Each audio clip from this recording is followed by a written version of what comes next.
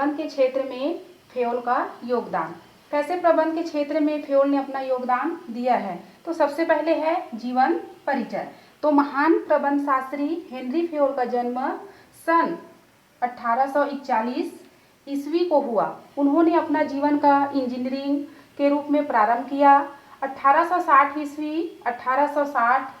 ईस्वी में एक कोयला खान कंपनी में इंजीनियर के रूप में नियुक्त हो गए।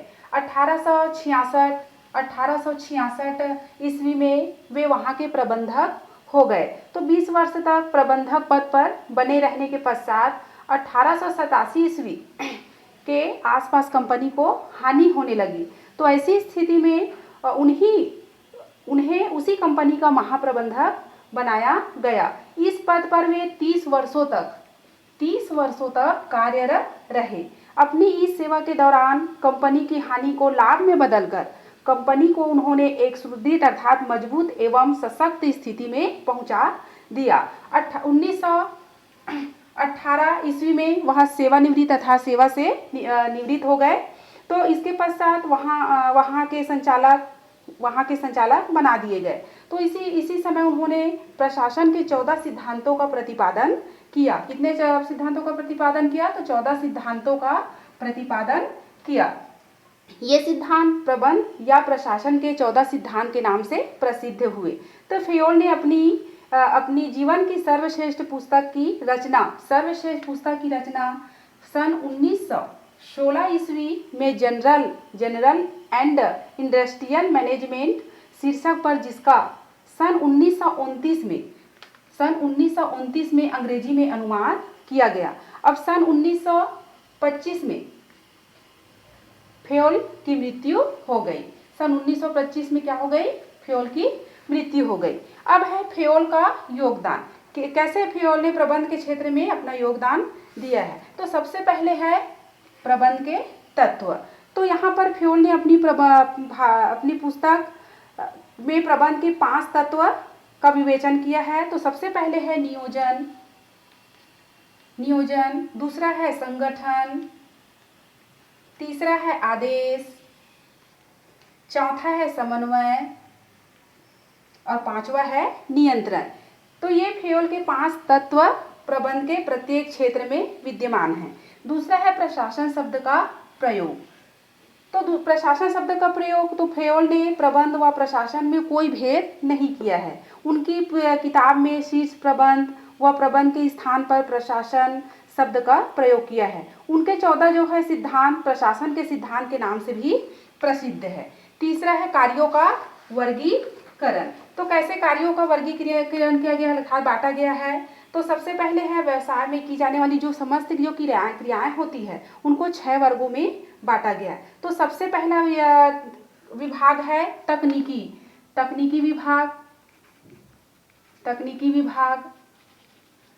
तो तकनीकी विभाग में उत्पादन एवं निर्माण संबंधी कार्य के ऊपर बल दिया गया है। दूसरा है वाणिज्यिक विभाग। तो वाणिज्यिक विभाग में क्रय विक्रय संबंधी कार्य। तीसरा है वित्तीय विभाग। तो वित्तीय विभाग में पैसों का लेखा जोखा व साधन व उपयोग संबंधी कार्य को बांटा गया है। चौथा है लेखा विभाग। तो लेखा विभाग में हिसाब किताब, स्टॉक व लागत संबंधी कार्य है। और 5वां है प्रशासन विभाग। तो प्रशासन विभाग में नियोजन, संगठन, समन्वय, आदेश, नियंत्रण संबंधी कार्य है। अब 6वां है सुरक्षा विभाग। तो कैसे सुरक्षा विभाग में? तो संपत्ति है, माल है, स्कंद है व कर्मियों की सुरक्षा के उपाय फेयोल ने किसी भी उपक्रम के लिए सामान्यतः उपयुक्त 6 विभागों की आवश्यकता पर बल दिया है। अब है प्रबंध की योग्यता। तो कैसे प्रबंध की योग्यता होनी चाहिए? तो फेयोल के अनुसार प्रबंध का विकास व उपक्रम की प्रगति का केंद्र बिंदु प्रबंधक ही होता है, अतः उसमें निम्न योग्यताएं भी होनी चाहिए। तो सबसे पहली योग्यता होनी चाहिए शारीरिक, मानसिक एवं बौद्धिक रूप से वह क्या होनी चाहिए? स्वस्थ होनी चाहिए। दूसरी है समस्त जो उत्तरदायित्व होते हैं उनको स्वीकार करने की भी क्षमता होनी चाहिए। तीसरा है वह पूर्णतः शिक्षित व सामान्य ज्ञान होना चाहिए।